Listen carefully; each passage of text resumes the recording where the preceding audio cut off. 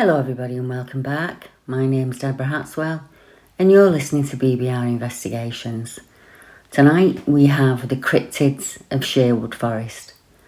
I think one of the hardest things about seeing or experiencing something impossible, whether that's a creature or an event, is not only the self-doubt, but also the inability to speak about it with someone. Just talking it over with someone who believes what you say.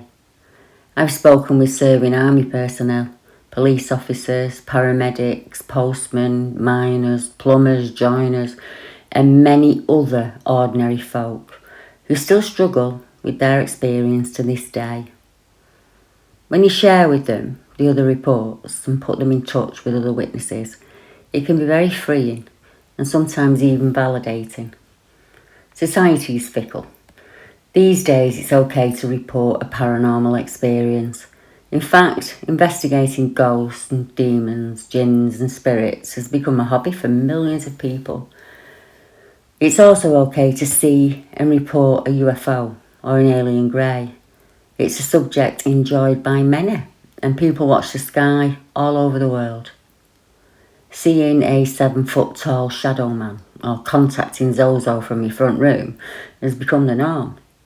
But if you see a creature you can neither name nor explain, you are guaranteed to get the side-eye looks and the polite nod of, she's a nut job, or the whispered, I bet she was drunk or high.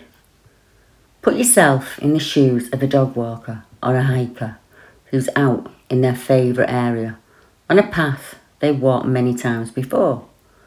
Imagine turning a bend in the path and seeing something thickly muscled, with a face like a wild man, staring right at you.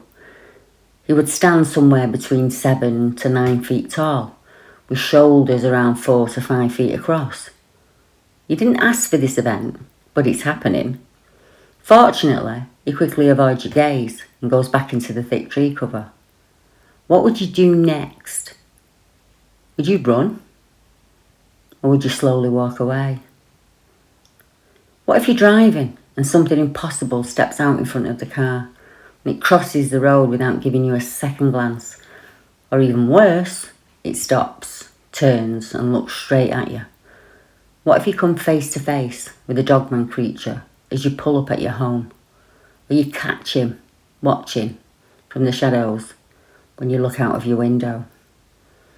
All of these scenarios are terrifying, but I think it really ups the ante when you experience this in a spooky forest in the middle of the UK. One of England's most famous forests is known for Robin Hood and his merry band of men. But Sherwood also has a whole host of cryptid reports. At night time, it takes on a very different connotation. The areas close by also have paranormal and UFO activity that's reported by the public over the years. I've included these areas close by because once those areas were also part of the forest. Around 800 years ago, Sherwood's oakwoods and heathlands covered 46,000 hectares and it stretched from Worksop down to the historic city of Nottingham. Imagine a third of central London as green and natural space. That's the scale of this once great forest. The forest consisted of open land, heathland and grasslands, and was in no way a landscape dominated by woodland as most people think.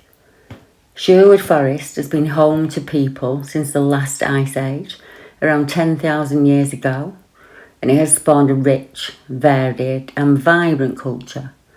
We had Iron Age people, Vikings, Anglo-Saxons have all settled in this area and called it home. Many of their offspring still live in the area today. In modern times, the forest had a reputation for being a place you just don't visit at night. Exclusive figures released by Nottingham Police have revealed that in the last few years, there have been 11 sightings of ghosts reported to the police and a staggering 87 reports of witchcraft. The numbers, which were obtained by Freedom of Information request, showed the number of times police were called out about UFOs, paranormal activity, ghosts, creatures, witches, witches were by far the most frequently reported, with 222 accounts, and there were 5 reports of paranormal activity, 6 of UFOs, and 36 reports of ghosts. Now, Sherwood is just a fraction of what it used to be. And what we see here today is a much smaller area of forest, but there are continuing corridors of woodlands and nature reserves that lead from and to the forest in all directions. For example, from the Cresswell Crags to Barnby Moor, that's just one example. I mention the Cresswell Crags because the area is underrun with natural tunnel and cave systems. In fact, the Crags has some of the oldest cave paintings in England. Cresswell Crags is a striking limestone gorge and it is honeycombed with caves. People have found stone tools and remains of animals. I think archaeologists provide a fascinating evidence of life during the last ice age between 50,000 and 10,000 years ago.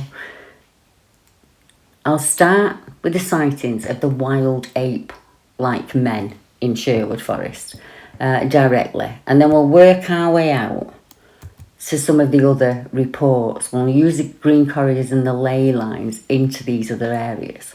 So, as the crow flies, there are reports that once would have been in Sherwood, but due to boundary lines and mass deforestation, that's now changed.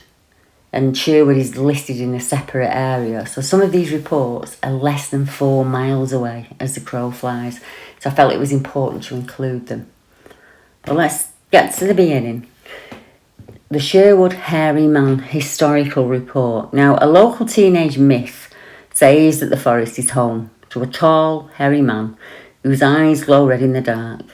And it is suggested that the forest has been home to a horror-inducing creature that follows them at their walk for decades. There's a chance that this is a modern version of what the old folk would call the dryads, the tree spirits and the fae that are reported in the area. Some of England's fae were 7 feet tall and hair covered, not your typical enchanters that you see as depicted now. I think most people would agree that the forest has a very magical history. People would bat these rumours away as folk talking gibberish. But I'm a great believer that legends in an area are most often based on facts. And as we pass down the information over the years, we can sometimes become too sceptical. So we disbelieve the witness that comes forward. The experience I'm going to read first is one that was reported around 18 years ago now. I've lost contact with this witness and I'd give anything to find her again. She was originally interviewed by Adam Bird on behalf of BBR, and it was whilst investigating this case that we came across a fisherman who had an experience very close by in the area of Lost Scar Wood. Now this happened in 2013. I wish to report something strange that I saw when I was driving close to Nottingham a few nights ago. I know you don't have Sherwood Forest on your webpage, but I didn't know who else to contact. There just isn't anyone else I feel that I can speak to about this and who believe me. I'm a normal, everyday woman and I travel this road often to work and back, and I saw something that I cannot quite believe or explain away. I was heading home to Cookney from work and I was driving along the Worksop Road and it was still light. It was about 10 to 5. I saw 2 figures standing at the side of the road. I was just driving through the forest when I saw them off to the side. They were stood just within the trees, watching us. I'm going to be honest and say their appearance really scared me. They were really tall, they were naked, and they looked like cavemen of some kind. There was a really big one who was about 6.5 feet tall, and he was clearly male. I could see his male parts. Now this male was covered in hair, which was brown in colour. It had no clothing on it at all, and they both had something strange about their appearance. They had weird shaped heads, like a deformed skull, and they're very apish, almost like a chimp. But the face looked almost human too. I would describe them as very man-like. The other smaller one was much shorter, only about 3 foot tall, and it had less hair on its body than the adult one. The little one looked the same as the bigger one, just smaller and younger. but it had a deformed head for a human, but it still had a human face within it. I just don't know how to explain this to you. It's very hard to put into words. I don't know what I saw, but it was strange. What they looked like to me was father and son, or an adult and a child. They were all hair covered and just standing there using the trees to hide at the side of the road. I wondered if they were just waiting to cross over. But how can these people hide when so many people visit this area? It just doesn't make sense. They looked, for all the world, like wild people. How would you imagine we once looked? They look like that. I'm too scared to tell anyone, in case they laugh. I can't bring myself to tell anyone else, and my husband wasn't keen on me reporting this even in the first place. But finding out there are other reports makes me feel so much better. I was going to go to the police about it, but my husband said they'll report me to the other authorities under the Mental Health Act. Whooping monkey noises, Sherwood Forest, 2018. Now, our next witness, known as James Webber, is a young man who was camped overnight in Sherwood Forest repeatedly. And on one occasion in 2018, he reported hearing monkey-like whoops that went on throughout the night. He said he wasn't scared by the noises. He was just more curious as to what could have made those sounds. He looked up whoops online and came across our website. And he stated that he often camps here in the forest in a number of different places. And he also rides the bike trails often. But this is the first and only occasion that he's heard any unidentifiable noises. Sherwood Wildman Road Crossing, 1982 and 2002. Now, this report was taken by Nick Redfern and it's available online. It's titled Another Report from Sherwood. He says, I received a phone call today, the 4th of December 2002, from an elderly gentleman who has requested anonymity for obvious reasons. He states that he saw a large, hairy hominid that was approximately 7 to 8 feet tall that was in the vicinity of Sherwood Forest. He said it happened around 20 years ago and he was certain of what he saw. And he wasn't the only witness, as his wife also saw the figure. The event took place around 11:30 p.m. and they were driving along the Budby to Ollerton Road. Just before the Edwinstowe turn-off, he saw the hominid run across the road in front of the car. He thought at the time it may have been a prank, so somebody dressed up, and he hasn't spoken of it until now. He said he didn't see a face as the thing just moved far too quickly for him to get a good look at it, and he didn't stay around to find out any more.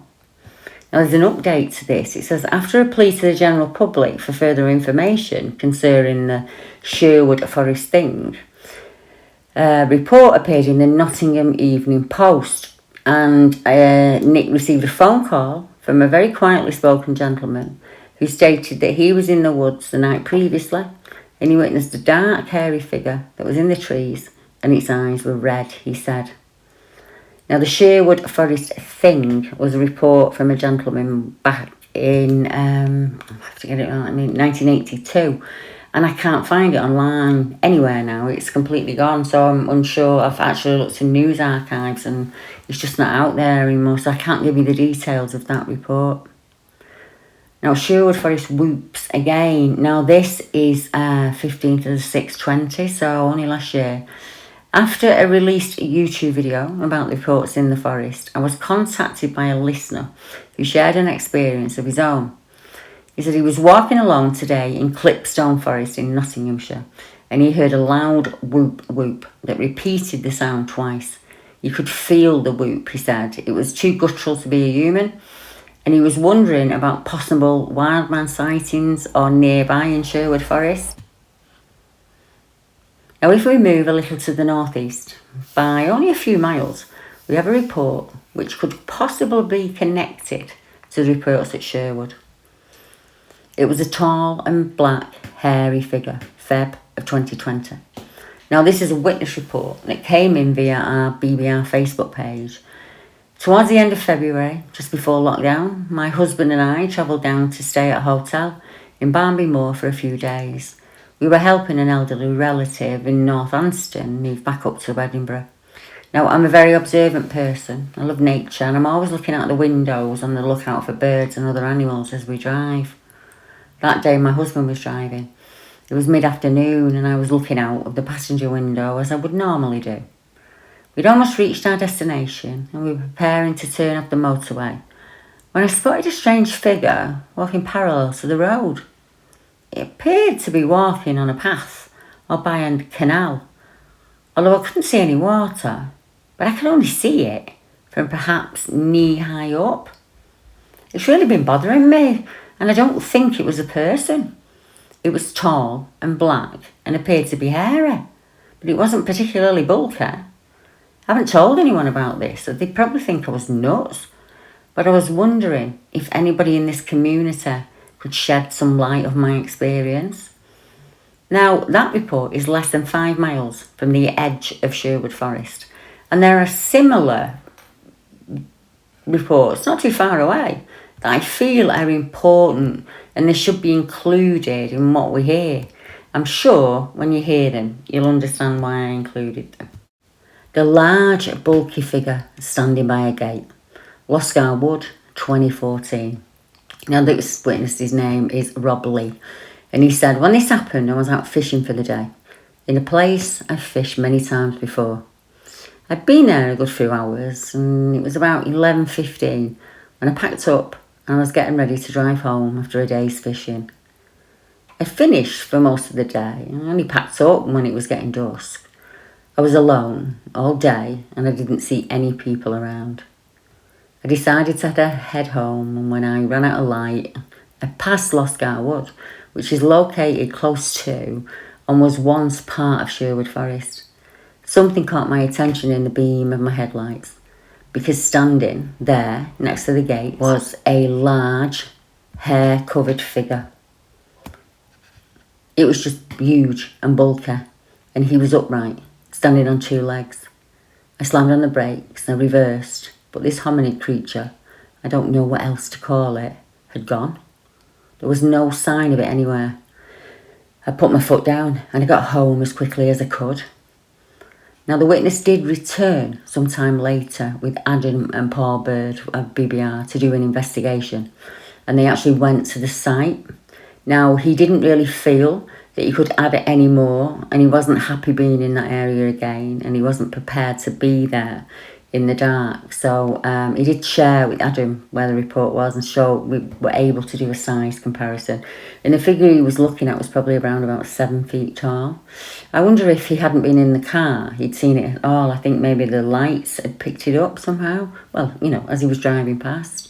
A little bit like the wild people on the side of the road at Sherwood. I wonder if they could be related in any way. You know, is what people are seeing at Sherwood and what people are seeing in the smaller woods. You know, is it the same creature, same clan? I'm not sure. An object was hovering above me and I could hear a really low hum. I wish to record an incident that happened to me at Skegby some 25 years ago now. It was really scary and I still remember it visibly. We had gone to babysit for our daughter and our son-in-law whilst they'd been out for the evening. After putting my 2 granddaughters to bed around 9 p.m, I left my husband in charge while I took the dog for a walk. They lived in Wheatfield Way, Skegby, and I walked the dog on Buttery Lane, and when I was stopped in my tracks by a sudden, uneasy feeling, I became aware of an object hovering above me. Similar in shape to the old Hoover constellation, like a vacuum cleaner, and there was a very low humming sound, small red and yellow lights that were flashing around the top. It was a very clear night, but unfortunately there was no one else around. I felt very uneasy, as if I was being watched, and the dog, who's usually boisterous, sat quietly at my feet. I watched nervously for several minutes, and then the object slowly moved away in the direction of Kingsmill Hospital towards Mansfield. It was an experience I'll never forget, and it remains vividly in my mind. And the area is very open, very light traffic, and at night very quiet. The Hooknut Ufo, 2009. It was a year ago, and all this happened when we were coming back from the city using the road by the forest, was quite dark on the drive and there was a bright light in the sky. And it was strange the way it caught our attention. And then the light moved very suddenly to the side, way too fast to be anything that's natural or airborne. The light moved several miles in a split second. Then it was stationary for a while. We stopped, we had a look, and it went off at a 30-degree angle and just sped off. It must have travelled 20 miles in the sky in that short time, and then it disappeared completely. I've been used to flying for 30 odd years, the witness said, and there's nothing on earth that could travel that fast in that space of time. It went in a different direction. There's no question of what it was to me. I'm a firm believer in UFOs. When you consider the size of the universe, why should we be the only asteroid blessed with life? There's got to be something out there. Now, Ruth in Stapleford reported an incident that happened to her in 78 or 79 in the Stapleford area. And it was about 7:30, she said. I was out to get the washing in and I thought, the moon's bright tonight. And as I was lifting my clothes off the line, I looked up and there it was. And it had lights all over it. I went in to fetch my twins and they came out to look. And it was still there, hovering. All three of us were looking up at it. And then it shut off. And I've never seen anything move so fast in all of my life. We ran through the house and it was going off over the school nearby. We never mentioned it to anyone else because they'd think there was something wrong with us. We still talk about it though whenever we get together. Peter, my son, says there was a low humming sound to it. I didn't hear that. And in the Evening Post the night after, there was a report from a courting couple in a field who saw it land in the field in Arnold, and it made headlines in the Evening Post. I've never forgotten that. Pat in Southwell. It was 34 years ago now. I was pregnant with my son and we lived in Grantham. And every Friday evening, my husband used to go out with a friend and I used to go to the wife's house. It happened every Friday evening for about 6 weeks. Every week we saw an awful lot of activity over her house in Grantham. It was summer, it was really warm, so we'd sit outside and watch the sky. We didn't actually report it because we'd seen aeroplanes going up and chasing after those things and obviously losing them. There was a real assortment of strange lights. It was almost like a display. And as I say, this would happen every week. But we actually saw what you call a mothership opening up and little ships coming out of it. It was absolutely unbelievable. And they were coming low over the top of us. At first, we were petrified. But when it kept happening week after week, we just got used to it. We were almost willing them to come out. One evening, my friend actually rang one of the local Air Force bases to see if they knew what the lights were. We were trying to see what they knew because they obviously were chasing these things, but they denied all knowledge of them. Then a short while afterwards, my friend had a visit by two gentlemen. One was a very, very strange man. He didn't speak at all. And the other one that spoke did so very aggressively. They told her that she hadn't seen anything and she was never to repeat that she'd seen anything to anyone else. Now, the police received a report, Mystery of City UFO Sightings, and it says baffled police and airport officials have admitted they are stumped by reports of close encounters with mysterious flying objects over Nottingham. Calls from Broxtowe, West Bridgford and Sherwood areas reported sightings of strange lights in the sky, objects the size of football pitches which were travelling very slowly, and they were accompanied by a deep hum. But inquiries reveal there was no aircraft in the area at the time. I just don't know what it was, a police spokesman said. We checked with civil aviation authorities, East Midlands Airport and the RAF bases, but nobody was able to help us. So I did a search for paranormal reports in the area, and I did find some, because normally when you find cryptid reports and you find UFO reports, the paranormal ones are not be far behind. Now, the woman in white on the A60 road for Mansfield, and this phantom woman in a white dress, is thought to have once haunted Hall Place before it burnt down, and her ghost has now migrated to the nearby A6 road. I mean, I think if you want to find activity in Sherwood, stick to one of the roads, because a lot of these reports have been around them, haven't they? A tall, thin, black figure. This is also from a driver. Maybe we should just skirt Sherwood for a while and not go there. I'm actually there on Saturday, so that's fun, isn't it? You know, great having read all these out and I have to go to the place. I'll let you know if I make it out alive. So on the 13th of December 2020, at 6:55 a.m. in the morning, a driver using the B684 road saw a tall, thin, black figure that stepped into the road ahead of the driver. The figure stood out as it was illuminated by his headlights that were on full beam. The figure moved backwards and vanished into a hedge, and as the driver passed the spot, no one could be seen. Now, in our last report, we go to an area known as Gedling Woods. The ghost of Gedling Woods. Gedling Woods was originally part of the ancient Sherwood Forest, home to Robin Hood. However, today Gedling Woods is but a fraction of its original size. It's a nature reserve close to Shearing Hill. Now, it's full public access. It's a very popular destination for dog walkers and hikers. Most people have no idea of the many hauntings that are associated with it. There have been many reported cases of paranormal activity over the centuries, including a ghostly nun and also that of a white lady. The most infamous haunting at Gedling Woods is a haunting which has no visual aspect to it. It's just that of a disembodied screaming. Now, this horrific screaming has been reported several times, but when people investigate, assuming it's a human being in trouble, they find nothing. It's not known if this screaming is linked to either of the other two known hauntings, either the ghostly nun or the white lady. But many people have reported hearing this horrific, blood-curdling screaming ring out across the woodland. Now, that reminds me of Delamere Forest and of an area close to me known as Deep Pit, where we have reports of UFO, we have cryptid-like creatures, and we have these blood-curdling, screaming noises. Now, in the daytime, Gedling is a little oasis of calm, but as the darkness falls, it does become a more sinister place. Liz Mitchell said on the 26th of the 8th, 2018, "My aunt reckons she saw the white dog of Gedling last night that people talk about when she was out, and it looked straight at her, and she's now saying it shook her up so much she won't walk in those woods again."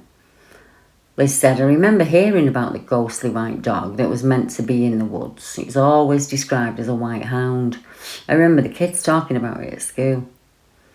It's supposed to be haunted, but you don't know." Well, we don't know, do we? But I will be heading there on Saturday, as I say.